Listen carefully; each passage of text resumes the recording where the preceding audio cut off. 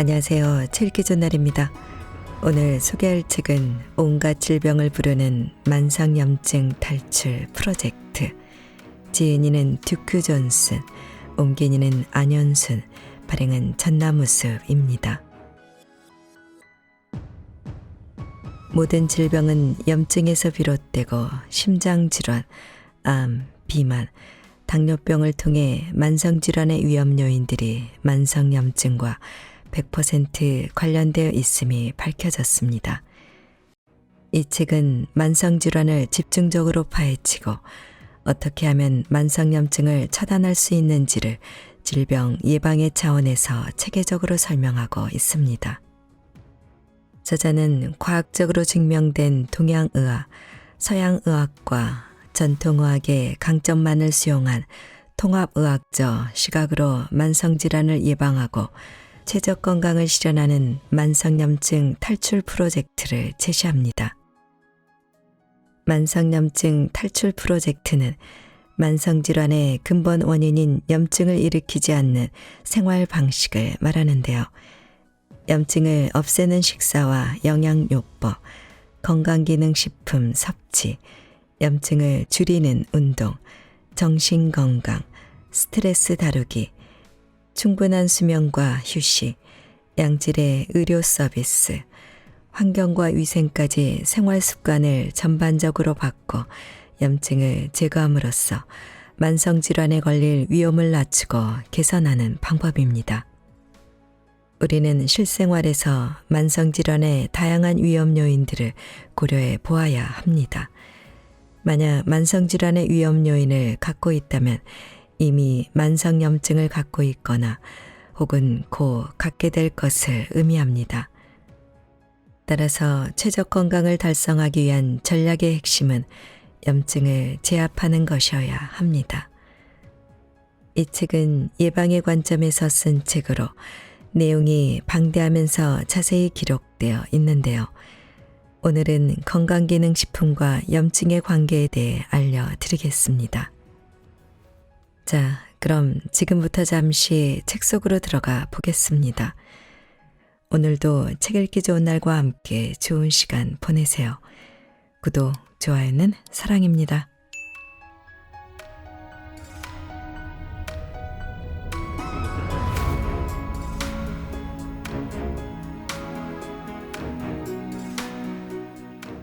건강기능식품과 염증의 관계. 왜 지금 우리에게 건강기능식품이 필요한가? 내가 아는 한 초기 문명인들은 비타민과 미네랄 보충제를 섭취하지 않았다. 그런데 지금은 왜 건강기능식품이 필요해진 것일까? 그 이유는 우리의 생활 습관과 기술력이 겨우 몇십 년 사이에 엄청나게 변화했기 때문이다. 본질적으로 공기화물이 오염되었을 뿐만 아니라 우리의 음식 역시 마찬가지로 오염되었다. 우리는 그런 오염된 음식을 통해 생명을 유지하는 데 필요한 영양을 얻고 있다. 내용을 더 나가기 전에 당신이 마음속에 품고 있을 질문을 언급하고자 한다. 듀크 박사님, 인간의 평균 수명은 1800년대에는 약 30세 정도였고 2000년대에 들어서 전 세계적으로 67세로 늘었으며 선진국에서는 75세가 넘었다더군요. 그런데도 오늘날의 음식이 산업혁명 이전보다 더 나쁘다고 할 수 있나요? 나는 이 질문에 A뿔을 주면서 대답을 하겠다. 현세기 이전에는 감염병으로 엄청나게 많은 수의 유아를 포함해 막대한 수의 사람들이 사망했다. 평균 수명을 측정할 때는 보통 그런 유아들까지 포함한다. 60대, 70대까지 산 유명 인사들의 나이만 보더라도 그 시절의 평균 수명이 왜 낮았는지를 알 수 있다. 그런데 그런 감염병들이 오늘날에는 대부분 사라져 버렸으며 그 덕에 평균 수명은 더 높아졌다. 하지만 심장병, 당뇨병, 암과 같은 만성질환이 수명을 갉아먹어 우리는 기대 수명보다 더 일찍 죽는다. 이들 질병의 발병률은 지난 50년 동안 가파르게 증가했다. 만일 만성질환의 확산을 막지 못한다면 인간의 평균 수명은 조만간 더 줄어들 것이다. 오늘날 음식을 생산하는 방식은 100년 전과 매우 다르다. 100년 전에는 선진국에서도 대다수 사람들이 시골에 살면서 농업 분야에 종사했다. 그들은 제초제, 살충제, 화학비료를 사용하지 않았다. 그것들이 아직 발명되지 않았기 때문이다. 땅의 영양분을 유지하기 위해 윤작을 했고 오염되지 않은 물로 땅을 비옥하게 적셨다. 공해는 거의 없어서 작물은 오염되지 않았다. 공기에는 화학 분진이 작물에 떨어져 오염되는 요즘의 상황과 너무 다르다. 음식은 최상의 시기에 수확해서 먹거나 자연적으로 보존했다. 시장 상인들이 식품을 오랫동안 보존하기 위해 혹은 실제보다 더 싱싱하게 보이게 하려고 화학물질을 뿌려놓는 일도 없었다. 즉 모든 사람들이 유기농 식품을 먹었다. 식탁에는 주로 신선한 채소가 올랐고 부자들만이 붉은색 살코기를 많이 먹었다. 그들은 가공된 콘치, 플라스틱 용기, 방부제가 들어있는 간식, 인공향이 가미된 음료수의 즐거움을 몰랐다. 사람들의 활동량은 엄청났다. 먹고 싶은 것을 먹고 따뜻하게 지내려면 몸을 움직여야 했다. 어디든 이동할 때도 그랬다. 그들의 활동은 지금의 시각으로 보면 야성적인 노동으로 보이지만 그러한 활동은 그들의 건강에 아주 큰 이점을 주었다. 그런 이점 중 하나는 활동을 하는데 필요한 고열량의 식사가 사람들로 하여금 미량 영양소, 미네랄, 비타민, 식물 영양소까지 적절하게 소비하게 했을 가능성이 크다는 것이다. 끼니는 자연 재료를 사용해 집에서 준비했다. 오늘날 주로 먹는 흰 밀빵 대신 몸에 좋고 영양도 좋은 혼합 통곡빵을 먹었다. 흰빵 한 덩어리의 성분표를 살펴보라.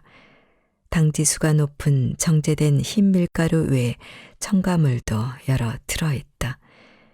그 시절에 가공식품은 거의 없었을 뿐더러 오늘날의 음식에 들어가는 값싼 트랜스 지방이나 액상과당 다양한 화학물질을 첨가하지도 않았다.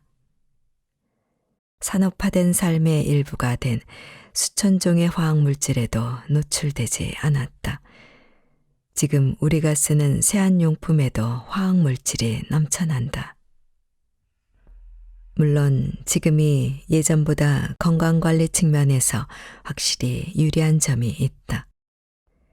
서양의학은 많은 사람들의 목숨을 앗아갔던 급성질환을 대부분 근절해버렸다. 그리고 오늘날에는 가뭄과 기타 자연재해로 인해 종종 발생했던 기근 사태를 미연에 방지하도록 충분한 음식과 생산, 저장, 유통할 수 있는 기술이 있다. 오늘날의 굶주림은 일반적으로 정치적 실패로 인한 것이지 환경적 재해로 인한 것은 아니다. 그렇지만 현대인들에 비해 우리 조상들의 식습관과 생활 습관이 훨씬 더 건강했음은 인정할 수밖에 없다. 결국 체적 건강을 달성하려면 우리는 잃어버린 좋은 영양소를 되찾고 음식에 추가된 나쁜 물질들에 대응해야 한다. 균형 잡힌 식사를 한다면 종합 비타민이 필요치 않다. 맞는 말일까? 당신은 반드시 건강기능식품을 먹어야 한다는 말을 듣는 반면에 몇몇 의사들은 다음과 같이 말하기 때문에 다소 혼돈스러울 것이다. 우리 몸은 그렇게 많은 영양소를 필요로 하지 않기에 건강기능식품을 먹는 일은 곧 비싼 오줌에 돈을 내는 것과 같다. 나도 바보같이 이런 이야기를 환자에게 종종 했었다. 당시에 나는 무지했다. 지금의 나는 더 많은 영양소를 섭취하면 혈액 내 그 영양소 수치가 올라가는 것을 증명하는 수천 개의 혈액 검사 보고서를 갖고 있다. 분명히 말하건대 우리 몸은 최소 필요량보다 더 많은 양의 영양소를 원한다. 심지어 어떤 연구자들은 그들의 연구에서 건강기능식품의 이점을 숨기고 건강기능식품은 위험하다는 식으로 결론을 도출하려고까지 한다. 인정한다. 위험성이 있다. 그래서 나는 여기에서 지침을 제시할 것이다. 그러나 일부 사람들이 쓰는 공포심을 불어넣는 전략은 단순히 편견에서 비롯된 것이라는 사실도 강조하는 바이다. 건강기능식품이 필요 없다고 말하는 것이 과학적으로 정당한 것인지 또 어떤 근거로 그런 얘기를 하는지는 지금부터 자세히 따져볼 것이다. 자칭 전문가들이 근거로 제시하는 부정적인 보고서를 과학적으로 따져보다 보면 당신은 곧 그들의 주장에 심각한 허점이 있음을 알게 될 것이고 만성질환의 위험을 줄이기 위해서라도 이런 엄청난 오해는 불식시켜야 한다는데 동의하게 될 것이다. 건강기능식품은 정말 안전한가? 우리가 관여하는 모든 행동에 위험이 수반될 수 있는 것과 마찬가지로 건강기능식품을 섭취할 때도 위험이 따를 수 있다. 그 위험은 과량 섭취, 약물과의 상호작용, 저질 혹은 오염된 원료, 지식 없이 섭취하는 경우에 주로 발생한다. 나는 건강기능식품의 섭취와 관련된 위험성을 아주 잘 알고 있고 이러한 위험성을 줄이도록 끊임없이 사람들에게 조언하고 있다. 그리고 이 책에서도 건강기능식품의 섭취와 관련된 위험을 줄이는 지침을 제공하고 있다. 그러나 정말 신경을 거슬리게 하는 것은 무지한 의사나 학자들이 모든 건강기능식품의 섭취를 멀리하도록 사람들을 위협하는 것이다. 그것은 어처구니 없는 짓이다. 그러한 의사나 학자가 이 문제로 논쟁을 벌이길 원한다면 나는 건강기능식품의 위험성을 처방약의 위험성이나 부작용과 비교할 것이다. 예를 들어보겠다. 어떤 유명한 처방약은 암 발생 위험을 증가시키는 것으로 의심받고 있다. 미국 전체 인구 중 약 65%가 어떤 형태로든 건강기능식품을 섭취하고 있고 이 가운데 960건의 부작용이 발생한 것으로 2008년 미국 정부에 보고되었지만 이것은 2007년에 처방된 전문 의약품을 섭취한 후 부작용이 발생한 사례가 48만 2154건에 달했다는 보고 내용과는 비교도 안 된다. 나는 더 많은 사례를 제공할 수도 있다. 건강기능식품의 섭취를 공격하는 종래 의학 또는 주류 의학의 많은 전문가들이 깜짝 놀랄 만한 사실이 하나 있는데 감염이나 염증과 관련 있는 암 분야의 경우 1982년부터 1999년 사이에 개발된 신약의 60에서 75%가 천연물에 기반한 것이라는 사실이다. 왜 주류 의학에서는 천연물질을 변형해서 치료에 활용하는 것을 허용하면서도 천연물질로 만든 건강기능식품은 복용하지 말라고 하는 것인가? 학자들은 일관성을 가질 필요가 있다.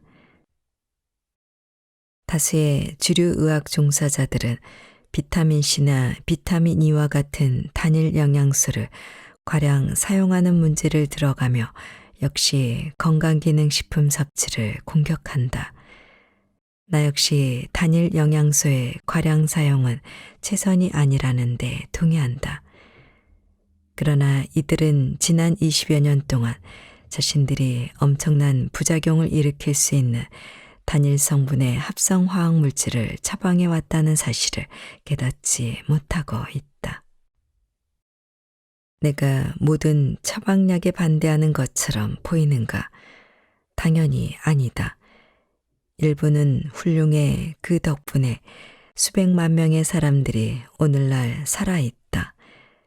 그렇다 해도 일부 의사들이 모든 건강기능식품은 위험하다고 말하는 것은 극히 위선적인 것이며 간단히 말해 사실이 아님을 강조하고 싶다. 이 부분에 대해서는 분명 타협점이 있고 하루빨리 타협을 봐야 한다. 왜냐하면 건강기능식품의 섭취를 포함한 예방의학에 결정적인 변화가 없다면 점점 커가는 의료비용을 결코 감당할 수 없을 것이기 때문이다.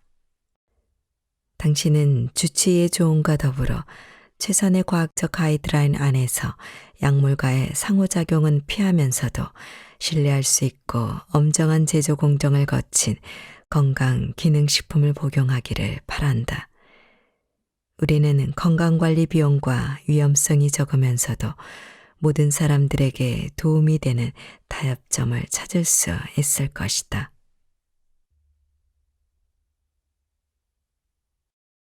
건강기능식품의 섭취 요령과 선별 목록. 나는 만성질환을 감소시킬 수 있는 건강기능식품에 대해서만 이야기할 것이다.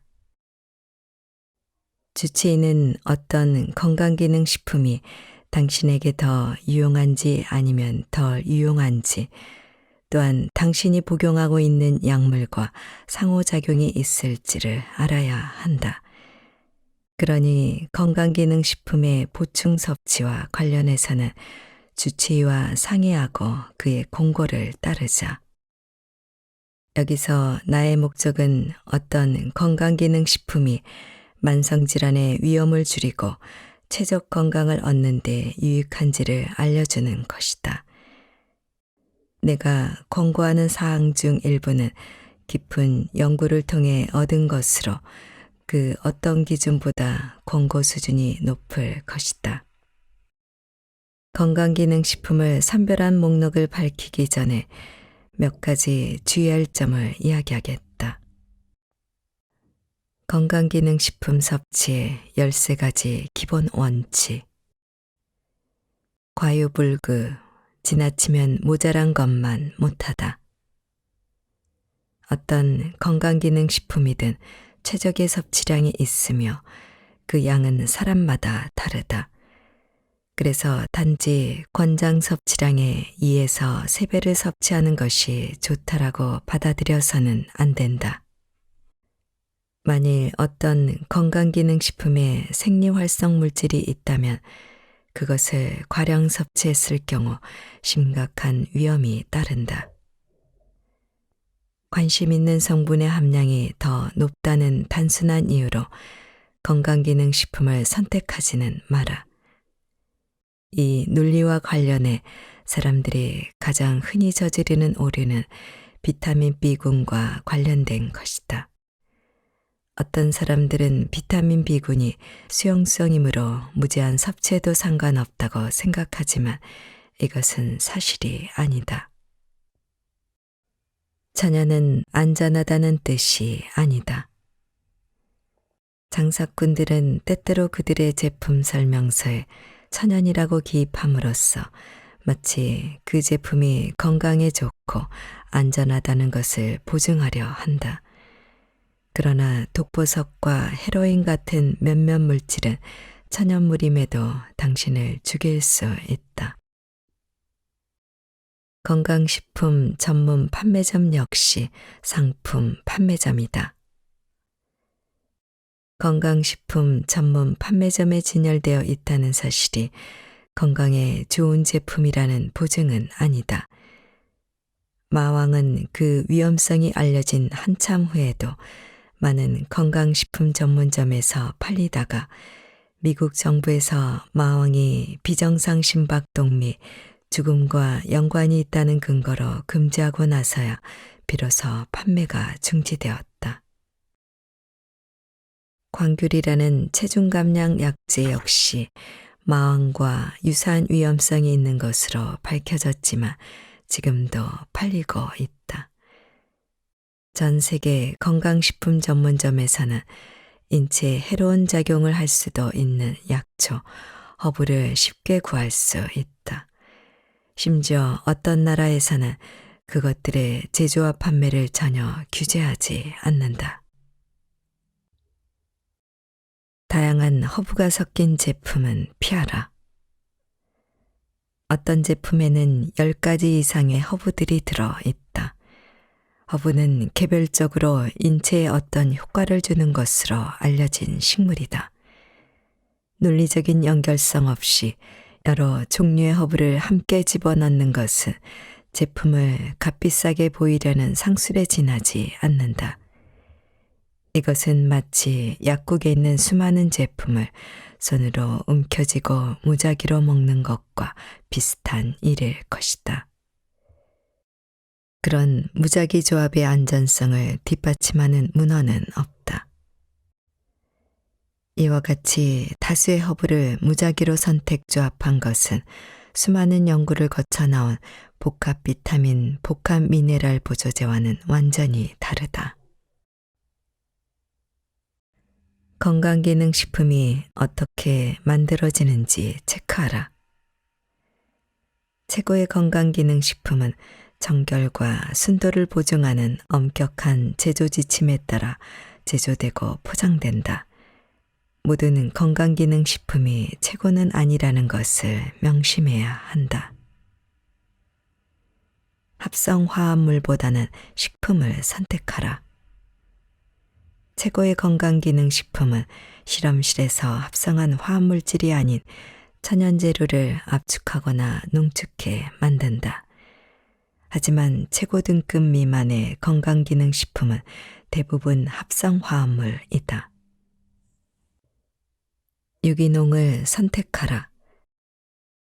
농축된 식원료로 만들어진 건강기능식품을 선택할 때는 유기농으로 경작된 것을 고르는 편이 더 안전하다. 실제 영양소 함유량을 조사하라. 성분표에 적힌 영양소의 양과 실제 건강기능식품 1회 분량에 함유된 영양소의 양이 동일한 제조사의 건강기능식품을 구입하라. 이는 컨슈머레닷컴과 같은 사이트에서 확인할 수 있다. 그들의 연구 결과 들어있어야 할 영양소가 거의 없는 제품도 있었다. 가격을 최우선 구매 기준으로 삼지 마라. 가격이 싸다고 무턱대고 구입하지 마라. 가격보다는 영양학적 가치를 최우선으로 고려해야 한다. 나는 칼슘 보충제가 전혀 소화되지 않은 채 환자의 위장 아랫부분에 남아있는 것을 엑스레이로 본 적이 있다. 그 환자는 아마도 값싼 칼슘제를 구매함으로써 돈을 절약했을지 모르지만 안타깝게도 그의 몸에는 칼슘이 하나도 흡수되지 못했다. 아유르베다 제품을 주의하라. 이 경고는 인도의 건강 전문가에게서 나온 것이다. 2004년 자바에 실린 하버드 의대의 연구 결과에 따르면 아유르베다 허브 약물 제품은 피하는 것이 좋다. 그리고 특히 남아시아에서 제조된 제품을 고를 때는 깐깐해져야 한다. 이들 제품에 대한 엄격한 테스트가 의무화되고 그 결과가 공표되기 전까지는 말이다. 하버드 의대 연구팀은 아유르베다 제품 5가지 중에서 하나에는 잠재적으로 유해한 수준의 납, 수은, 비소가 들어있다고 보고했다. 또한 이들 제품이 중금속 독성을 야기했다고 보고하는 문건이 많다. 그 이유는 전통적으로 아유르베다 의학을 펼치는 많은 사람들은 중금속이 유익하다고 믿었기 때문이다. 오늘날 우리는 중금속에 독성이 있다는 사실을 안다. 그러나 아직도 많은 아유르베다 보조식품에서는 중금속이 유해한 수준으로 발견된다. 전문가의 말을 들어라. 정보성 광고와 판매를 목적으로 하는 간행물은 건강기능식품 관련 정보를 얻는 자료 출처로 적당하지 않다. 의료계 기득권층이 제약업계에 매수되어 왔다며 그들 전체를 사악한 음모자로 묘사하면서 당신에게 가치 있는 정보를 주지 않는 간행물은 피하라. 그 간행물 제작자가 자기가 세상에서 유일하게 정직한 사람이라고 말하면서 당신의 돈을 원한다면 특히 더 조심하라. 약물과의 상호작용을 조심하라. 현재 먹는 처방약이 있다면 약사에게 가서 보충 섭취하려는 건강기능식품과 그 처방약 사이에 나쁜 상호작용이 있는지를 꼭 확인하라. 알고서 선택하자. 무엇을 먹고 있는지, 왜 그것을 먹어야 하는지 알아야 한다. 공부하고 주치의에게 이야기하자. 만일 그 주치의가 잘 모르면 다른 의사를 찾아라. 건강 위험도와 필요성에 대한 이해를 바탕으로 건강기능식품의 섭취 계획을 세워라. 뉴스에 나온다거나 친구가 먹는다는 이유로 뭔가를 섭취하지 말고 당신이 걸릴 위험성이 가장 높은 질병에 초점을 맞춰라. 권장하는 기초 건강기능식품. 거의 모든 사람들에게 권장되는 기초 건강기능식품을 소개한다. 당신은 자신의 건강 상태 및 위험도에 따라 항목을 변경하거나 추가할 수 있다. 양질의 복합 비타민, 복합 미네랄, 복합 식물 영양소, 비타민, 미네랄, 미량 원소 및 식물 영양소는 서로 함께 작용하기 때문에 소수의 영양소를 따로 섭취하는 것보다는 균형 있는 종합 비타민 제품을 먹는 것이 가장 좋다.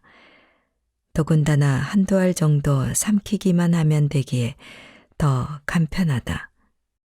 일부 고품질의 종합 비타민은 하루 섭취량에 해당하는 전체 영양소와 식물 재료를 제공하기 위해 여러 알을 먹어야 하는 경우도 있다. 종합 비타민 섭취를 지지하는 더욱 흥미로운 사실들이 있다. 비타민 C, 비타민 E, 베타카로틴, 아연은 특히 노인에게 있어서 실명의 주요 원인인 황반변성의 진행을 지연시킨다. 남성 흡연자가 비타민 E를 섭취하면 전립선암의 위험도가 감소하고 베타카로틴을 음식으로 거의 섭취하지 않고 건강기능식품으로 먹는 경우에도 전립선암 발병 위험률이 낮아진다.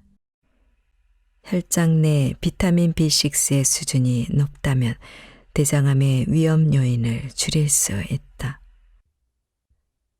오메가3 지방산. 오메가3 지방산 건강기능식품은 보통 어유의 형태로 제공된다. 오메가6 지방산과 오메가3 지방산의 불균형을 교정함으로써 건강상 효과를 얻기 위해서는 성인의 경우 하루에 1000mg의 오메가3 지방산을 섭취해야 한다.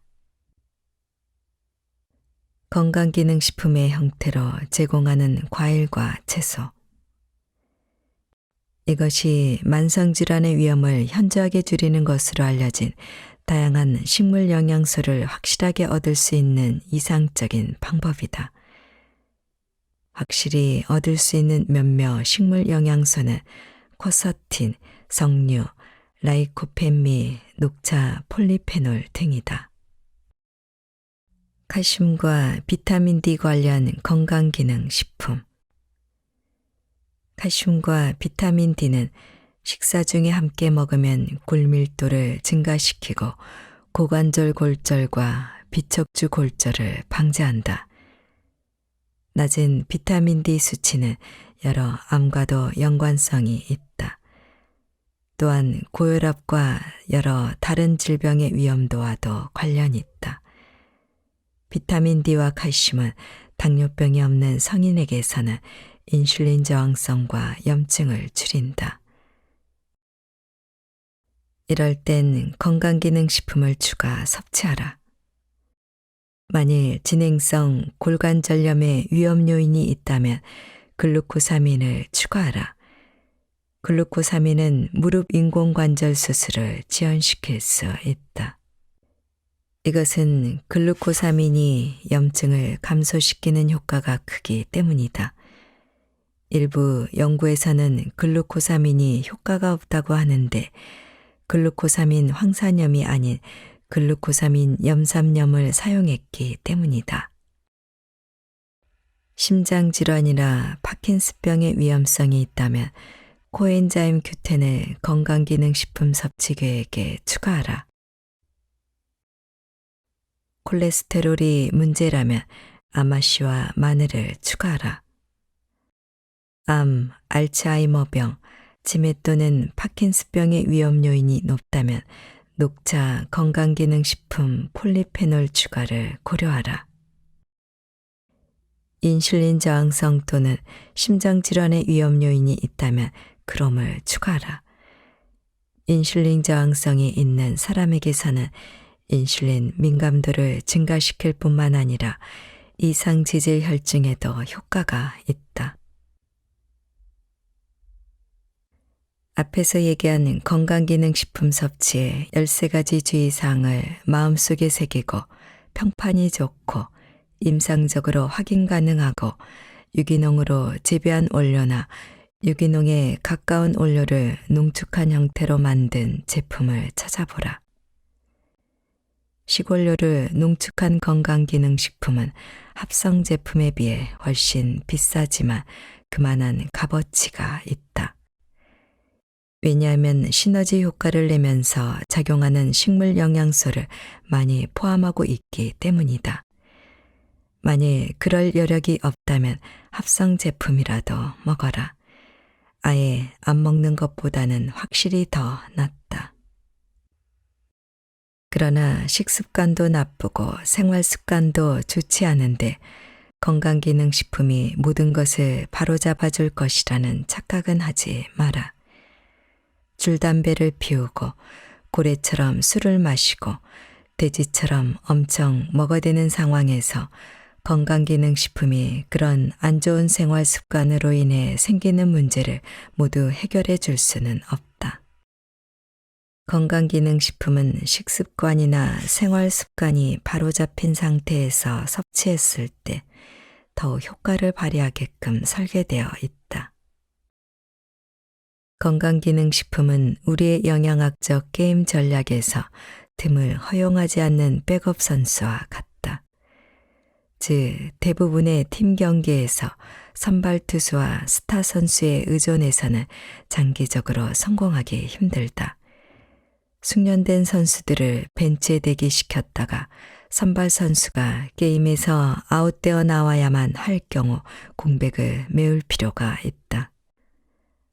스타 선수도 부상을 입고 지치고 그날따라 컨디션이 좋지 않을 수도 있기 때문에 승리를 지속하려면 백업 선수가 필요하며 종종 백업 선수를 출전시킬 필요가 있는 것이다.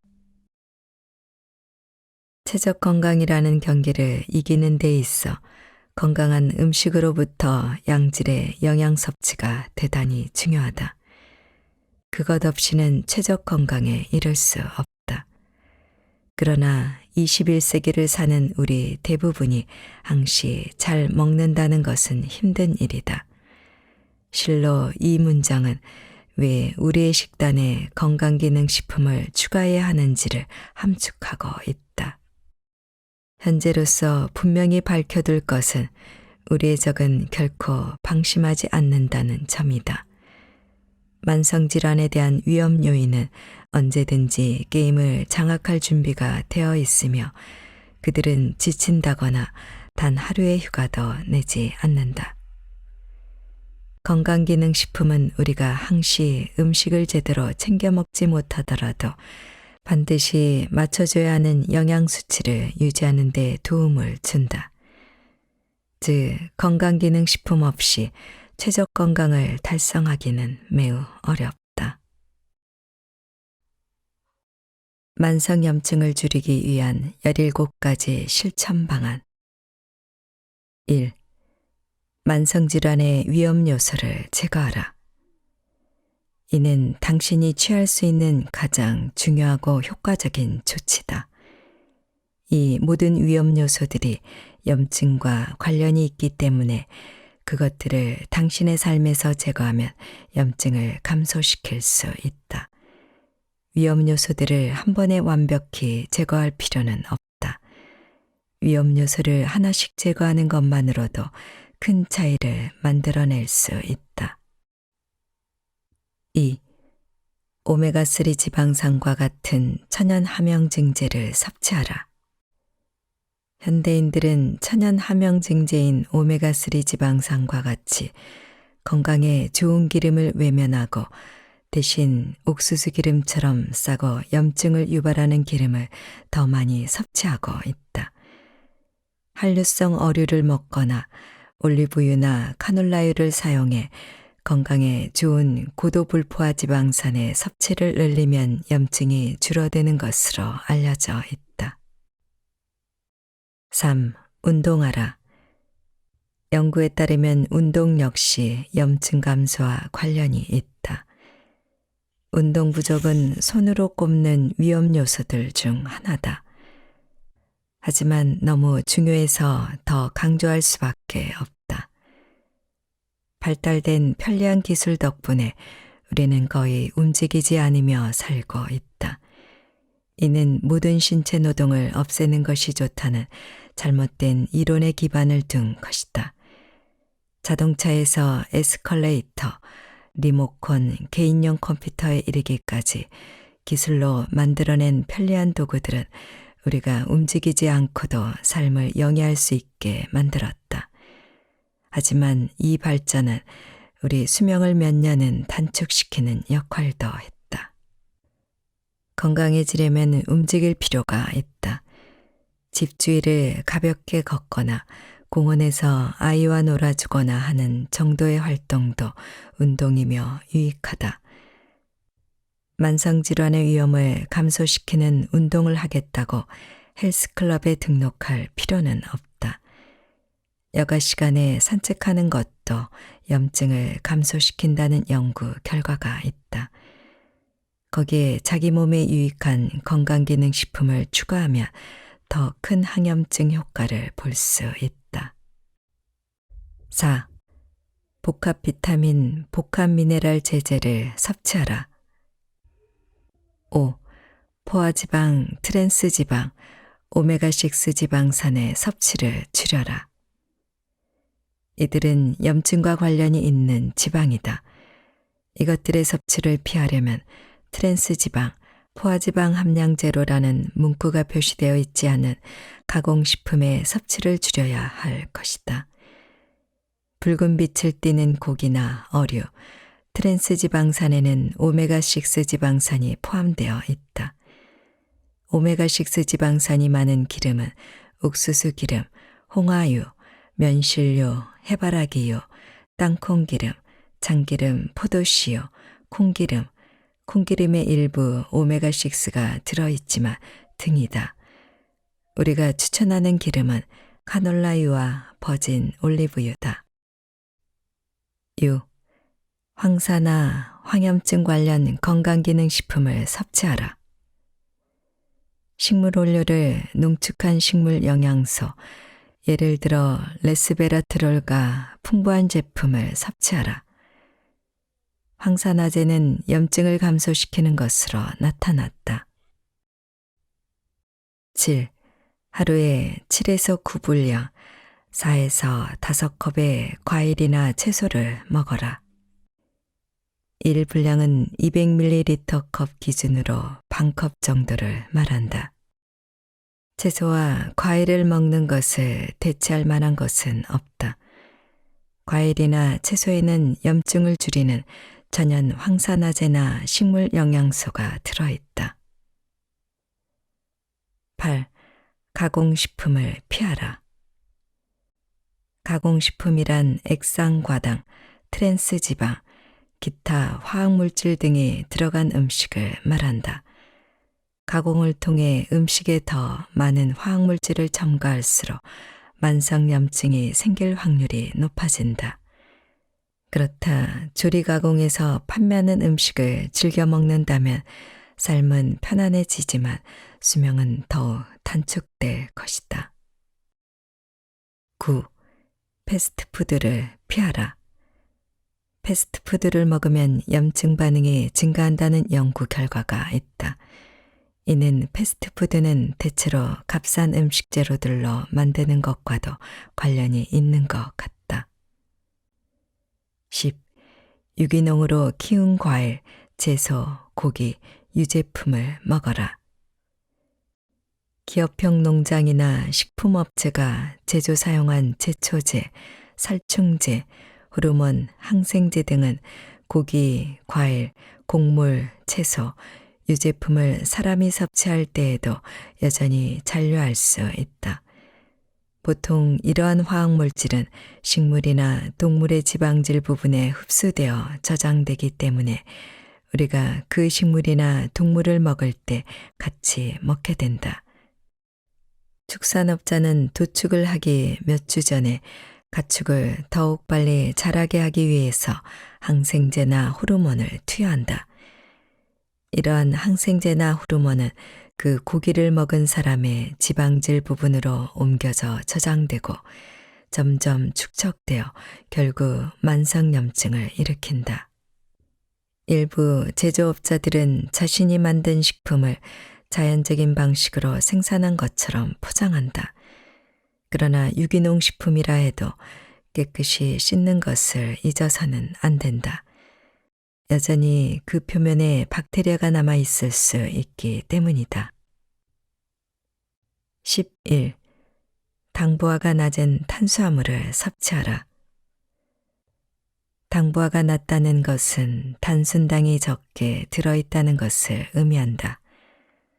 당부하가 많은 음식을 먹을수록 CRP 수치가 상승할 위험성은 높아진다.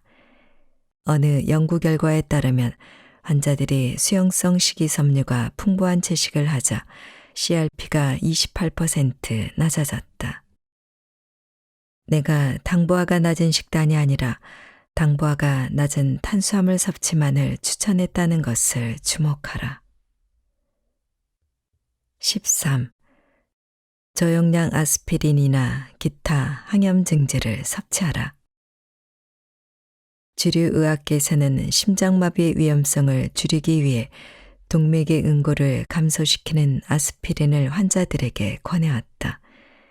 그런데 나는 몇 년 전 여러 해 동안 아스피린을 먹은 사람들은 대장암에 걸릴 위험성도 줄어든다는 놀라운 사실을 발견했다.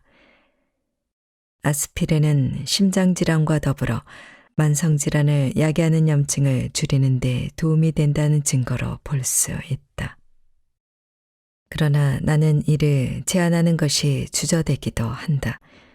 왜냐하면 약을 써서 염증을 막으면 종종 합병증에 걸릴 수 있기 때문이다. 그런 합병증으로 감염 증가, 기대에 못 미치는 심순환계 효과, 폐질환 합병증, 궤양, 기타 발생 가능한 합병증 등이 있다.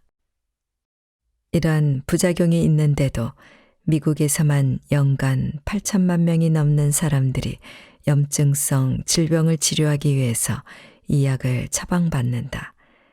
이 수치는 처방전이 필요 없는 일반 의약품의 구매 숫자는 포함하지 않은 것이다. 그러니 아스피린이나 항염증제를 사용할 때는 부작용이 생길 수 있다는 점을 인지하고 주치의의 승인을 받은 뒤에 약을 복용하라. 가장 이상적인 방법은 생활 습관을 바꾸고 전연의 함염증 식품을 섭취해 모든 염증의 근원을 줄이는 것이다. 14. 적당한 양의 비타민 D를 섭취하라. 비타민 D의 보충 섭취는 염증 감소와 관련이 있는 것으로 알려졌다. 비타민 D와 칼슘을 같이 섭취하는 것도 염증 감소에 도움이 된다. 15. 수면을 적절히 취하라. 수면이 부족하면 염증이 증가한다. 16. 염분 섭취를 줄여라. 염분을 많이 섭취하면 염증이 증가한다. 17. 의사와 상담하라. 당신이 위의 16가지 조치들을 철저히 따랐다면 대개는 약을 먹을 필요가 없을 것이다. 그러나 만약 만성염증 수준을 건강한 상태까지 줄이지 못했다면 의사와 상담해 CRP를 줄이는 약을 처방받는 것이 좋다. 이 전략은 커다란 보상을 안겨줄 생활 습관의 변화를 다루고 있다. 이 조치들을 시행하면 분명 몸속의 염증이 상당히 감소할 것이다. 목록의 모든 항목을 완벽하게 시행할 필요는 없다. 단지 한두 가지 항목을 꾸준히 실천하는 것만으로도 발병률이 줄어들 것이다.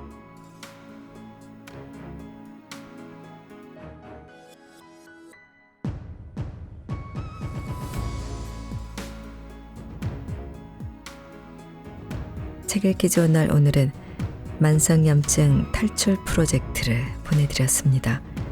감사합니다.